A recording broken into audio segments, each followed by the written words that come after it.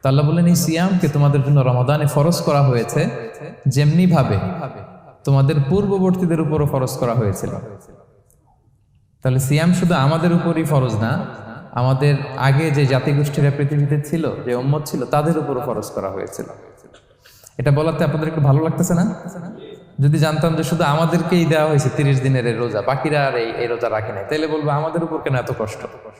কি বলেন? এরকম একটা প্রশ্ন আসতো না যে এত এত জাতিগোষ্ঠী এরা এক্সামশন পেয়ে গেল, বাট আমরা পেলাম না। আমরা কি দোষ করলাম? আমাদেরকে 1 মাস না খেয়ে থাকতে হবে? তো আল্লাহ তাআলা আমাদেরকে সান্ত্বনা দিয়ে বললেন, না, শুধু তোমাদের উপরই ফরজ করা হয় নাই, তোমাদের আগে যত জাতিগোষ্ঠী ছিল সবার উপরই সিয়াম ফরজ করেছে কে? আল্লাহ তাআলা ফরজ করে দিয়েছেন। সবাই কিন্তু এই সিয়াম পালন করতো, এবং এটা অনেক প্রাচীনতম একটা ইবাদত, প্রিয় ভাইরা, অনেক প্রাচীনতম ইবাদত। ইভেন আপ আনটিল নাও, এখনো পর্যন্ত এটার প্রচলন অন্য ধর্মেও আছে।